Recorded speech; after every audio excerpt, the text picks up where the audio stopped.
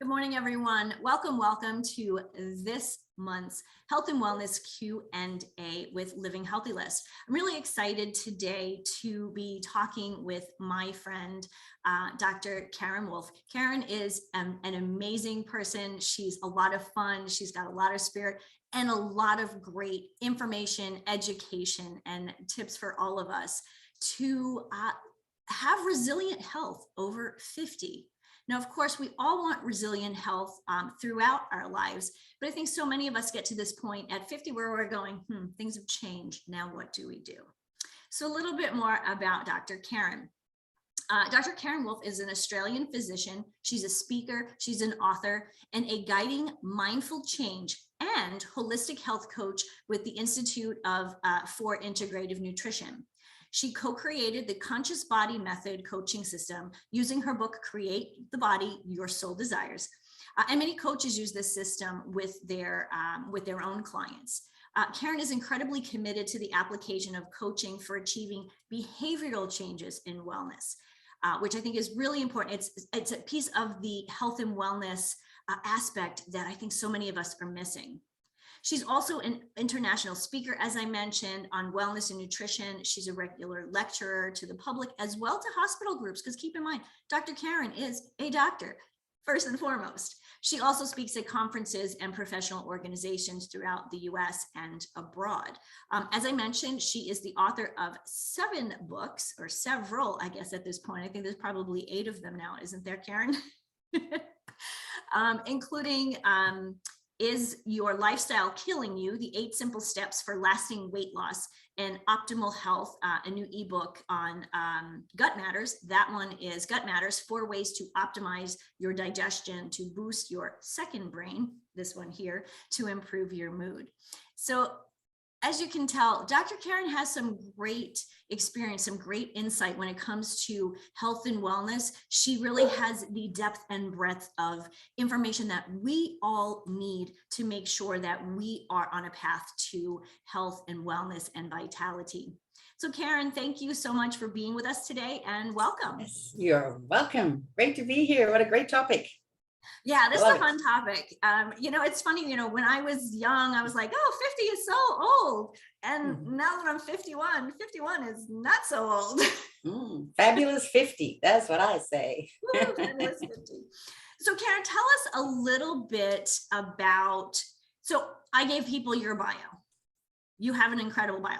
Tell us really, who is Dr. Karen and what do you really do with your clients?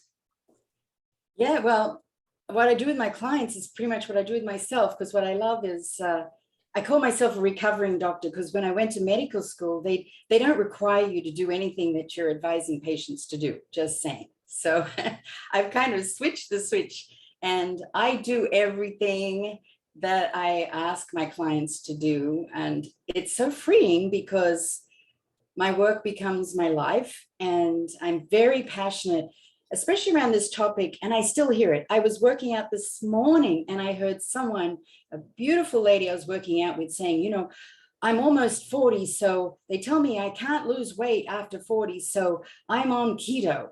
And I'm like, it just breaks my heart about these mindset beliefs that people take on. And a lot is mindset. If you think of resilience is, by definition, is about bouncing back after hardship, which happens to all of us. Like, life stuff happens, and having all these skills we're going to talk about today is about being resilient and being able to have things happen and not just survive them, but potentially thrive through them. So I actually couldn't help but talk to this lady today. I said, I hear what you're saying, and I'd love to help you shift your mindset around that, because I'm a living example that is not true. Because that's the best proof, rather than just kind of facts. And yeah, I'm kind of past my 50s quite some time ago. And, and the concept of resilience is a whole lifestyle. But first of all, it is mindset, Denise. I think that's the first thing, to set up the belief of what is possible, because all of these myths of aging are floating out there, what happens at a certain age. And I've just given away a number. In fact, when people ask my age, I have to kind of think about it because I'm not attached to it, whereas so many people are attached to the number. And then they have these beliefs about what can happen at that number. So, and I'm also aware that it's not about anti-aging or reverse aging. It is about thriving while we move through our life. And right on top of the list is mindset. And then I'm a big proponent, as you know, of physical activity within the limits of what's happening in your body. This is not about comparing yourself to anyone else, but yes, I do a boot camp and I put that on Instagram to kind of motivate and inspire, but that doesn't mean that other people are going to choose that. All I'm doing is saying, this is how I like to move every day. This is how I like to thrive. And how do you like to do it? Just kind of inspire people to move. To me, that's so important. And when I move, it's not just for my physical body, it's probably more for my emotional, mental health. I agree. And I think what's so important about the movement piece, like you said, this is how you choose. And it's amazing. Those of you who have not seen Dr. Karen at her boot camp in her workout clothes, check it out.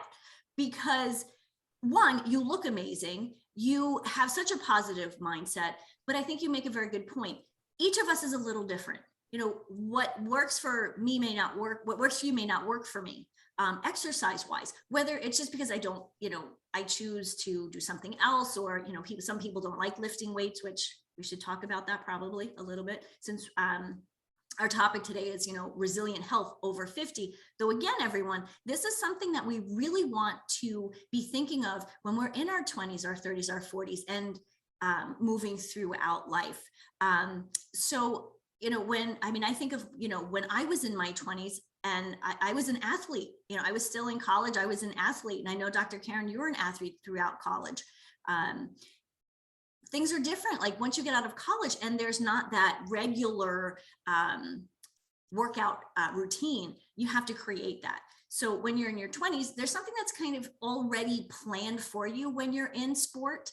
But I think you're right. When we get out of that, like, and move into our 30s, that's when we really have to start thinking, okay, what is it that we like to do? Yes, absolutely. And yes, I do pull-ups and all of that lovely stuff, which I love to do. And that's a big part of this age, is for us to own who we are. Do not compare ourselves to anybody else, but know that what is right for you, in how you might like to walk the dogs, you might like to swim, you might like to do Pilates. Like, there's so many options to move, but just move. To me, that's so high up on the list. And to your point, create a schedule. If I didn't have, I make it as an appointment with myself. Like, this is what I do, and I book that with myself, and I don't book an appointment until after that. It's like a client appointment. It's that important to me. Schedule it. I do exactly the same thing. 7:30 in the morning, that's my workout time. And I don't schedule anything on my calendar until 10, because I know I get my workout in, I can get, in the shower, do whatever I have to do, and then I can kind of start my day. Mm-hmm. You mentioned swimming. Some people like to swim. Tell us a little bit about swimming in your world. Well, that was my sport of choice. As you know, I was on the Olympic swimming team for Australia way back. And funny enough, now I don't like to swim because it was such a competitive part of my life, which I'm now recovering from. And so don't ask me to count anything or compare or challenge. I don't like going in races. I had too much of that. And swimming is a fabulous sport, especially for joint support. So very good cardiovascular, obviously, because you've got to work your breathing, lungs, cardiovascular.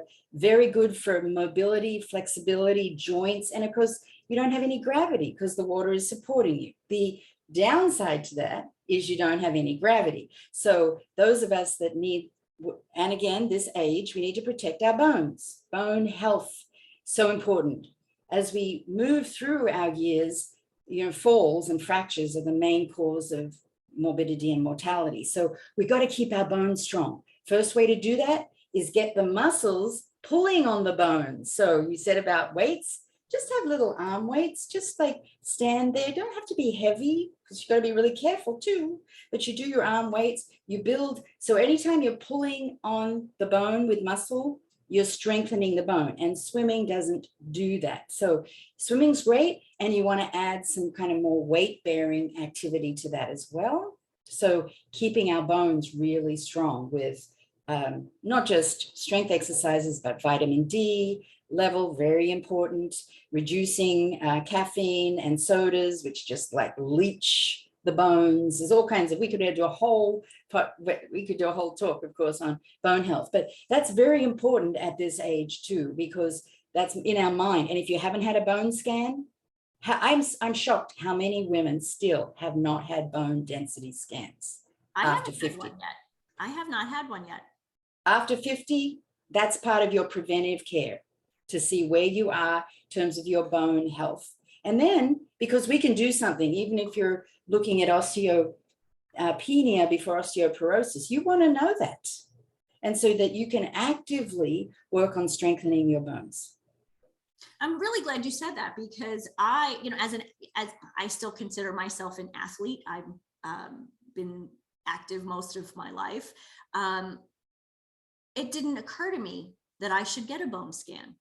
Well, and Dr. Shelia will also know that I don't understand. It's part of my annual women's exam. And as our hormones change, i.e. estrogen, which is very supportive of bones, then we want to see what effect that has. And then we could, even though we're athletes, we could have a genetic predisposition to low bone mineral density. So it's very important to have, that's big kind of public service announcement here, is to make sure you put that as your annual, part of your annual physical. I think that's really important. Like I said, it wasn't even on my radar. Yeah, I'm shocked. I don't understand that. So got to ask for it. You're right. And I think that's a very good point. You do make a very good point. I think we do have to remember that we need to be the advocates for our own health. Mm-hmm. We know our bodies, like we have the most intimate relationship with ourselves. Our doctors don't, whether it's, you see a PC or a gynecologist, or actually there's a it's an aging and menopause department here that we have here at Mayo Clinic. But they don't know you personally. So I think it's important to realize that there are protocols in medicine, but there are other pieces that we've learned kind of in the alternative area of health and wellness that are equally as important, if not more.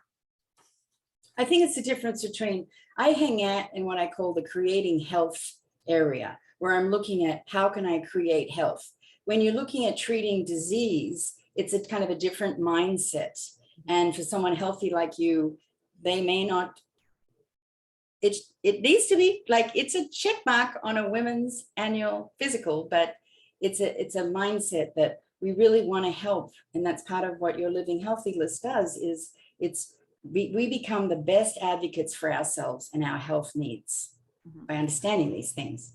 Absolutely. I'm going to ask you about your recent blog post, and then I'd like to pull Dr. Shelia into this conversation because she has some incredible insight as well for resilient health. Again, especially for those of us, 45, 50 and over, because that's really when things start to change. Okay, maybe for me, it started a little before that, but again, each of us are individuals. So again, being our own health advocate is important. So we're talking about resilient health over 50. And interestingly, you have a recent blog post literally earlier this week that talked about the new aging. Yes. So I'd like for you to tell us about that blog post and kind of the details there.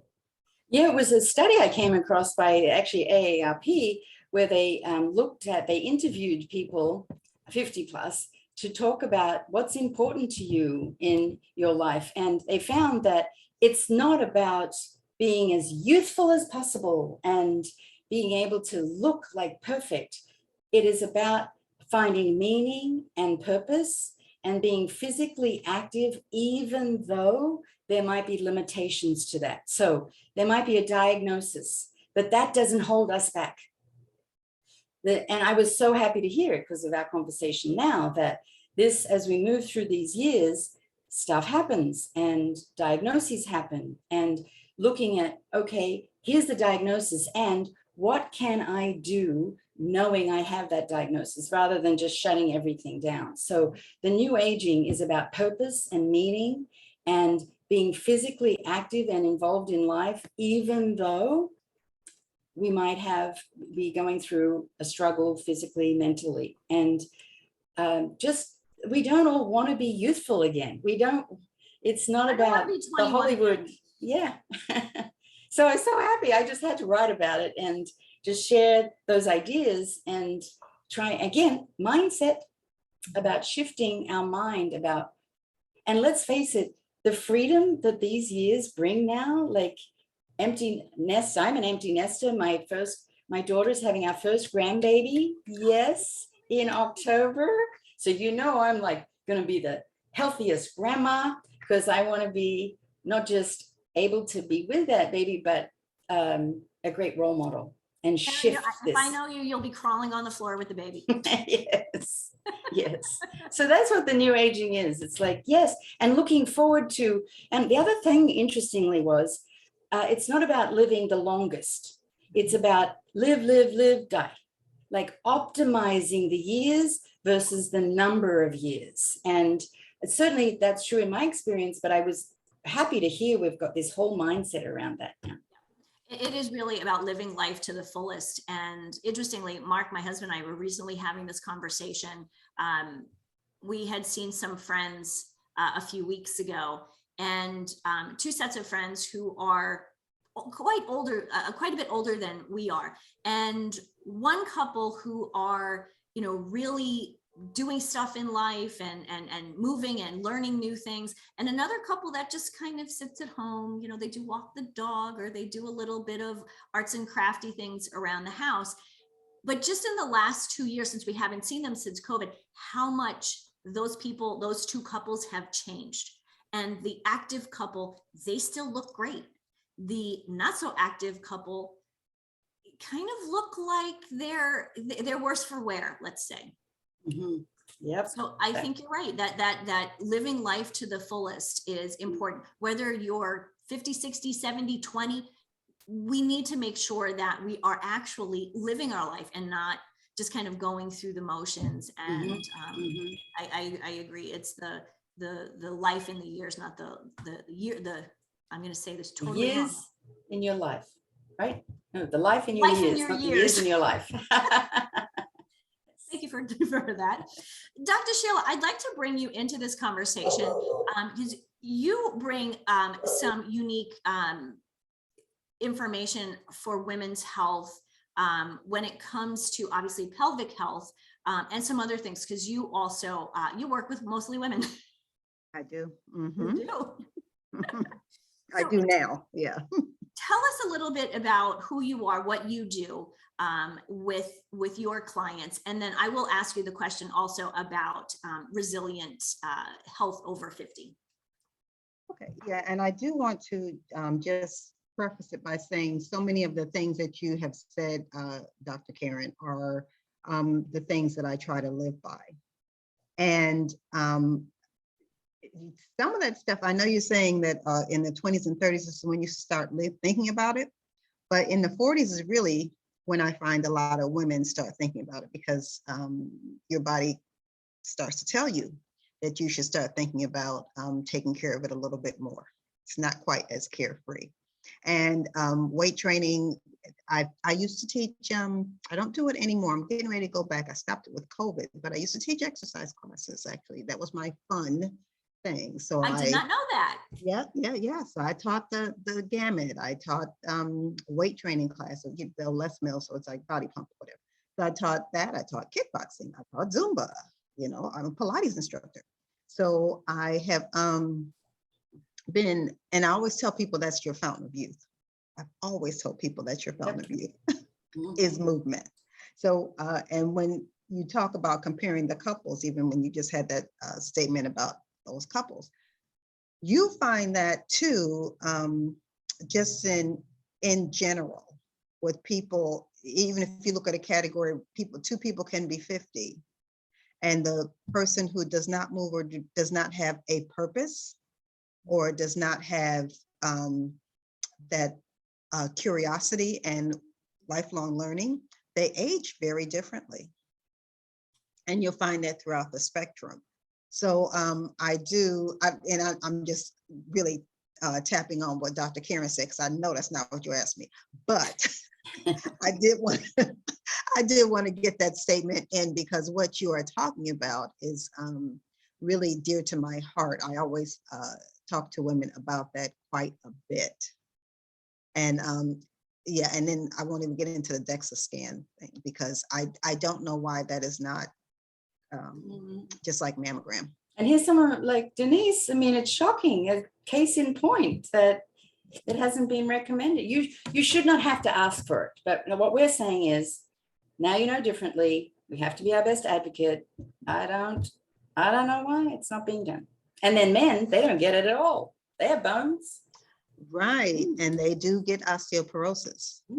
So yes, you're absolutely correct. And with physicians, I know they try to, and you probably answer this, but to send you for tests or whatever that are more life-threatening and more making sure that you're not in danger of having something really significant. But having a broken bone is quite significant, especially with the mobility. And then at a certain age, it just increases your mortality tremendously. Mm-hmm. Oh, absolutely. I just recently had a meniscus tear. I mean, I've never in my life experienced anything like this. And I love it. The doctor says, well, this happens often to people your age. Oh, yes. Not quite true, though. That's not true. I mean, it happens actually for earlier, people who are younger, who are active. Athletes, yeah. Yes, I mean, it's actually pretty common. So I think that's probably more the case, as we're active people, I'm active, and I actually you'll laugh, I was walking. That's what happened. Simple. Obviously, it was something that had been bothering me, and then just one wonky step, and that kind of sent it over the edge. Mm-hmm. But Shelia, let's get back to what you do with your clients and your patients, and why resilient health is important, or what does it mean to you? So what I do with my clients is I've pivoted. I only do really one thing, and that is to help women reduce and eliminate bladder leaks. I talk about other things because there are so many other issues with pelvic health, pelvic pain, difficulty following pregnancy, etc., difficulty with intercourse, those kind of things. But my primary focus is on bladder leaks because it has been so normalized in society for whatever reason that women think that as we age, it is something that is just naturally going to occur, and there's nothing that you can do about it. And I myself know that that is not true from being in the clinic and working with so many women. So that is primarily what I do. Part of the way, though, for women to avoid having bladder leaks and having issues is actually to stay active, to make sure, so it all goes back into that same circle, that you really have to make sure that throughout your life, and I mean throughout, 80s, 90s, everybody, even when I had patients, when I was not doing pelvic health, and of course you have patients of all ages, if it was medically possible, they didn't have any issues, I pushed everybody. Because I really think that the more active that you are, the better your quality of life is going to be. So, and how that translates with pelvic health is having that strong core, having strong hips, all of that contributes to having a better pelvic floor, which then of course eliminates or reduces some of the problems that you might have if you were more sedentary. And those ligaments, like the ligaments attached to the bladder that we're talking about, So through regular physical activity, you're actually, we think it's just the outside muscles, but all of those muscles inside are also being strengthened. Is that with that? Right. So not necessarily ligaments. You are strengthening the supporting structure. So there are muscles that form that bowl that hold everything up. And especially for people who are very active, who do activities that are plyometric, that kind of thing, they need to have a pelvic floor, not only that is strong, but that is able to relax. So you have to have that coordination, which is an issue that many women who do heavy sports don't have. They think that it's because they don't have strength. It's actually because they're so tight. And that translates into them having leakage or having issues, sometimes even having pain. Makes sense. Mm-hmm. That does make sense. It's, again, kind of think of myself as an athlete. And I know, Shelia, you and I have had conversations. I've had conversations with, with my mom and some of our, our family, and they all say the same thing. Oh, this just happens as you age, and it's, the bladder leaks. It's, I can't work out anymore. I can't walk anymore. A recent thing somebody said to me was about, everybody at certain age gets, thyroid problems. And I think that's a big one. I think that keeps coming up lately in kind of my world. And Karen, I know this isn't your specialty, but I would ask, what insight do you have regarding, women in our 50s and over, and these thyroid issues that seem to be the thyroid issues? Yeah, I mean, subclinical hypothyroidism is so rampant, and one of the big issues, Denise, is they're not being tested correctly. So let's just start from there. The functional medicine approach to thyroid testing is not just TSH, T4, it's free T3. Like, there's a whole gamut of thyroid tests to really find out what's up with the thyroid. And so that's the first step, is to make sure you get educated about good thyroid testing, from, we call it. You could go to the Functional Medicine Institute website and probably get some good info. I have a ebook on lab tests that get overlooked because I'm so passionate about, just, again, it's all about education. Yeah, we have to know what to ask for. So that's the first thing. And subclinical hypothyroidism, the thing with that is it presents in ways that other things present with too: fatigue, hair loss, the sensitivity to heat and cold. Like, it's not always really obvious. So that's why you need really good testing to pinpoint it. And it's very treatable once it's found. It's just not just, it's women are suffering, and because they're not being diagnosed correctly. So that would be my first big message, is make sure you get tested correctly, because it's very treatable. Mm-hmm. I think testing is definitely something that we struggle with in the medical world. And so, Sheila, a question for you then is, what type of testing do women need, or is testing necessary when it comes to pelvic health and issues that women may be having? So testing is necessary if you have an issue.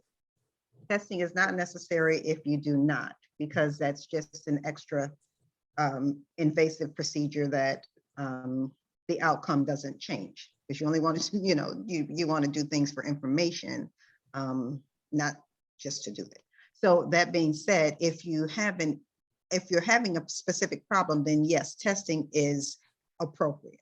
So if you're having leakage, then yes, your urogynecologist, urologist can do testing to find out kind of why. And I'll just say that because the testing they'll do testing and really see that you're leaking, see that maybe you have muscle weakness, but not really pinpoint it really correctly to be able to change that trajectory. You still have to have someone who knows to be able to really find out why this is happening to you, because it could be several reasons. And then the treatments could be all different. Everybody doesn't get treated the exact same. You have to kind of tweak it a little bit depending on what's going on with them.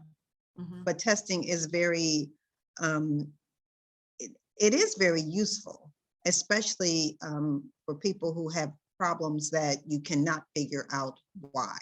Well, I think what's really nice is, both of you have the experience, the medical experience. So how, the medical world works, but you also have both have taken, other steps and continued your education in a more holistic, alternative approach. Which I think is really important, because you can, like you just said, you can see both sides. Same with you, Dr. Karen, in your experience. And I would use, I don't really use the word alternative, because like we were saying with the bone density scan, very important Western medical tool. What we're doing is more integrative, holistic is what we're working on here, where we're just expanding the healing horizons and opportunities and having it all work together, versus no one's in competition with each other, but we're all opening to a more whole, holistic approach. I appreciate that. Thank you for correcting me, because I agree with that. And it's interesting, here in Rochester at Mayo Clinic, when I first moved here almost 20 years ago, it was very clinical. I mean, it's still incredibly clinically, that's their practice. But a handful of years ago, and maybe within the last 10, maybe it's 10 years, maybe it's 8 years, they have actually started to open their minds to a more integrative approach. They actually have a health coaching program there now, which, in the medical world, you wouldn't have heard of a few years ago. Yeah. Well, I remember 30 years ago when I started this journey of like switching over from pure clinical medicine, the NIH had a Institute of Alternative Medicine. That's how it all started, alternative medicine, because that's what we were like thinking it was. And then I've seen the evolution over time. It moved into more an integrative approach, thanks to Dr. Andrew Weil and his beautiful work in Arizona and training doctors in integrative medicine. And now it's not an either or, but now it's a more functional. Now we have the Institute of Functional Medicine, and we're talking about the functioning of the body and how that precipitates symptoms. So I just have loved the shifts and being part of this journey of how it's changing, and we're all working more together versus feeling like they're separate silos, which we don't want in medicine. And that's one of the things that I love about what we do here at Living Healthy List is we're bringing the information and education to people, but also the experts. Because you can read something, that's great. We can all read a blog post, we can all listen to a podcast, but these are the conversations that I think people are really, that really make changes in people's thought patterns. Like you said earlier, mindset. If we're going to be moving forward, we are living longer, years wise. So especially women.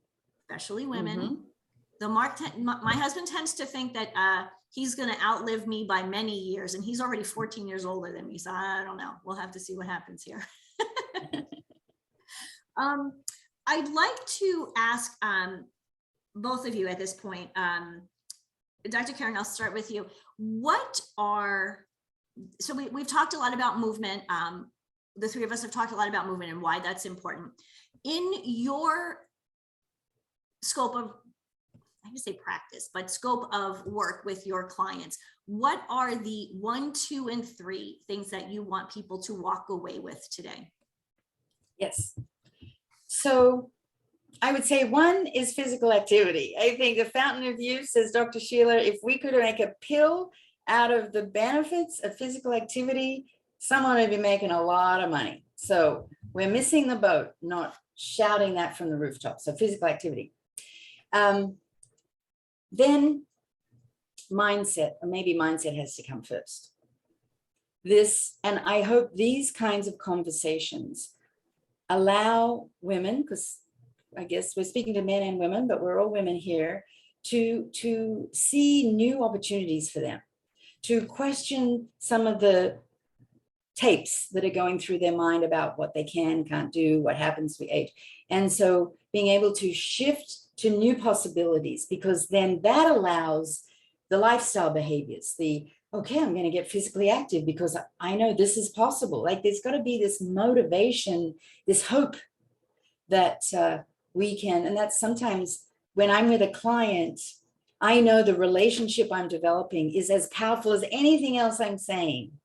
It's the connection and the belief and the hope that I inject for them to be able to do the physical activity. And then we haven't talked much about food, and I intentionally, because some people think it's all about food, but it ain't all about food. To me, food is fuel for our body, and to get smart about what that fuel is doing in our body and to honor our body enough to use food for nourishment, not as deprivation, dieting, restriction. Like, let's get rid of all of those words, because this is a time of life to really live it and own it and live in purpose and opportunity and love, not deprivation or restriction. So, I talk all about sugar. Sugar is probably, of all the food issues, if that's an issue for you, I recommend that be the first thing you address, to get your blood sugar in balance, to get it off the sugar roller coaster, to learn what it is to eat whole, healthy foods and not all that crap. Basically. So I guess mindset, physical activity, sugar. Maybe they're my top 3. I'm glad you talked about that. I didn't want to talk. I was like you. I didn't want to start with food because I agree with you. And people will always say, you can't out exercise a bad diet. And I get that. But I think if we're always thinking about food and always thinking about what we can and cannot eat, that it totally takes over our lives, and it doesn't leave room for these other opportunities and possibilities that you were just thinking about when it comes to mindset, especially when it comes to movement and trying new things. Yeah, that's why I put mindset first. Like, love your body as a temple, love the food, honor the food that comes into your body, be grateful for that we can move. Look at Dr. Shelia and I, you can tell we love to move. It's part of the joy of our life. That's what I want to move into. I'm not moving so I can be a certain weight on the scale, which, by the way, forget about the weight on the scale. Another way we shame and blame. When I walk into if I don't often have to, but into a doctor's office, in fact, I was just at one yesterday, first thing I want to do, right? Get on the scale. And I'll say, no, I choose not to get on the scale today.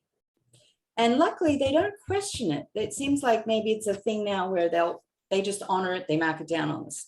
But I don't want a number to wreck my day because I'm still healing from a lot of that in my life. Yeah. I appreciate that. It never occurred to me to say no. I mean, we have a scale upstairs. It's been sitting in the same, actually, it's kind of funny. It's sitting on the edge of the tub. It's probably been there for 2 years. I haven't moved it. Mark hasn't moved it.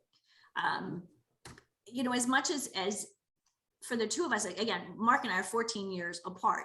And I think some days at 65, he's in better shape than I am. And I'm almost embarrassed to say that. But so I really appreciate that you said that about the scale and the fact that, as an athlete back, when you were younger, how that was such a big part. Oh my gosh. I had body image issues. That's why we wrote Create the Body Your Soul Desires. That was part of my healing journey of being an athlete and getting on the scale every single morning before I would get into the pool to train. I was looking to see if I have it right there. And it was a male coach, of course, that would then make a judgment about the number on the scale. So interesting. That is interesting little tidbit there. Thanks, Karen. So that's I have an issue. The scale and I are not friends, and I own that. I know that. Some people, they can get on the scale and it can be a good indicator of something that's helpful to them. If it is, great. But just know if where you are with that relationship, not a good relationship for me. Oh yeah, no, it wasn't, it's not something that I've really ever appreciated. It's always been more, it brings much more negative feelings than positive. Even when I was young and, I was teeny tiny and, size 2, I'd step on the scale and it was like, oh, what does that even mean? And I think that's part of, we don't understand what the number means. So if it doesn't really mean anything, forget about it. So Dr. Shelia, I'll turn to you now. What are the top 3 things that you'd like people to take away from our entire conversation, but specifically, of course, the pieces that you have to share? I'll answer this I'll answer it as not pelvic health coach, but as just a health coach, because I'm already doing a pelvic health segment here. So I will just answer it as a health coach. But what I like to stress to people is if at all possible, forget how old you are. Just forget it. I mean, there were years that people would say they would say, how old are you? And this is, back when I was younger, and I would give my age and my sister would be like, you're not even that old. Why do you keep telling people that? Because I don't even remember. I just would pick out a number. I'm 40. They're like, you're 38. What? So if you can not be so tethered to your age, that number. The other thing I would like to say is, of course, for Dr. Kemp, stay active. Please, if you don't do anything else, walk. The best, just walk every day if you can. That's like the best exercise for everyone. But going to the other side, try to stay social. I find that mental health and staying alert and alive in your mind is really very important. And I am a previous owner of a in-home home care agency where, we sent people in to take care of older people. One of the more concerning aspects that I found were that the people who were less social were the people who were more forgetful. And even I would talk to their families, they've always been like that. They like to be introverted. They don't like to talk to people. And they had a lot of memory issues, whereas people who, and this is not a blanket statement by any means, but people who were more outgoing or who really always sought knowledge or just sought to keep stimulating themselves, they were much better equipped, I'd say, in their 80s and 90s. I'll just put it like that. So I would like to say that if at all, especially as you're older, find that social group, to be able to stimulate your mind, and then try to manage your stress. Stress is going to happen. It happens to everybody. No, it just happens. If you have a stress-free life, God bless you.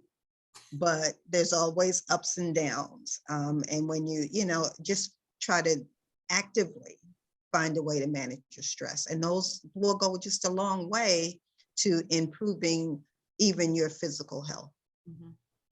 I think you're right. Just talking, with stress and physical activity.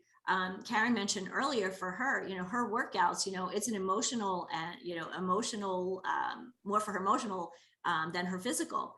And absolutely, you had mentioned, walking. That can be something we can do socially. So you kind of hit two birds with one stone. Absolutely, That connection, it really bothered me, Dr. Shelia, because in the pandemic, when they use that word social isolation and social distancing, and it struck such a chord because from a health, mental health, physical health, brain health perspective, we're social beings. We need to be connected. And it was so damaging, that language. And I don't know how that physical distancing is what they're asking for, and they called it social distancing. So Yeah. Well, I really think the impact of socialization on the pandemic is yet to be seen. I yes, think that it's going to be a lot more serious than we think for the younger people. Um, Hopefully that'll change, but COVID's trying not to go anywhere either, because it is still, people are still catching it, still having issues from it. But that social distancing, as soon as they said that, I was like, why would you pick yes, that word? Why? yeah. When there's socialization issues to begin with in America anyway. Yeah. I don't, it's funny. I think, because, I asked Mark, something similar. And I think that the doctors just they just didn't put two and two together. Mm-hmm. It just No, it was a not missed. occur to It's them. again a symptom of our medical system that's so disease focused, and it was a missed public health opportunity too. That whole thing about how to support your health versus just avoiding things. Right. So the languaging was so consistent with our model now. Mhm. Yes. Interestingly, I did a 15-minute interview right in the beginning of COVID with Dr. Michael Greger. And, he, like both of you, physician, has that medical background, but it's gone, kind of a little more integrative. And everything we talked about today about movement, about eating well, and staying in connection with people, those are the things he said from the get-go when it came to COVID. Make sure that you're still doing these, because no matter what is going on around us with it's COVID this time, it's the flu, it's there's always something. We need to kind of, like I said, consider our health first, and obviously, pay attention to what we can do for ourselves, but what we could also do for our neighbors. So in closing, if either of you have one last thing that you'd like to share, and then I will ask for some contact information so we can make sure that we have that in the show notes. Yeah. Well, I know we're talking about resilience. It's such a great word. I love it. Some people think resilience and stress management are the same, but they're not really. So I think resilience is a lifestyle. And so, and I know we've covered many things with physical activity, aspects of resilience, but during COVID, I was really concerned about the mental health fallouts during, and now we're still going to see it. And so I did an ebook on, it's drkarenwolfe.org/resilience. And it's all about the lifestyle. We've talked about some today, but some we haven't talked about is sleep, benefits of sleep, and knowing your vitamin D level, very important, and having a spiritual connection, whatever that means to you. Like, there are many aspects of it, and sometimes it seems overwhelming. So my advice is baby steps. Just choose one. If you're not physically active now, that's your first step. Pick something that you love to do. It might be dancing, like putting on your favorite song, and while no one's watching, just getting in the groove. So that's physical activity. And I encourage you to do something joyful that you find meaningful and joyful and vital, because those neurotransmitters that are happening while you're being joyful are adding to the benefits of your physical activity. So baby steps. So even though there's lots of things to do, maybe 3 things from what we've talked about today that just say, okay, these are the 3 things I'm going to do, and share it with someone, so that, because we know when you share your action steps with someone, you're much more likely to accomplish them, or ask for a buddy for support, or like you said, walking. I love walking with a girlfriend, and then we just like it's nonstop talking and sharing our lives, and it's like an unburdening of just talking, letting it out. Yep. So interestingly, I think the word resilience for this year was actually Dr. Sheila's idea. Oh, I love it. I was on that committee. That's right. I was on the committee. Yeah. Yeah, coming out of COVID. That's right. Mhm. Yep. So Dr. Shelia, last thoughts? So I'll go back to, so now I'll go back to bladder leaks. So I just want everybody to remember though, because that is my mission, that if you have bladder leaks, please seek help for that. Bladder leaks are not something that happens naturally as you age. So just remember that.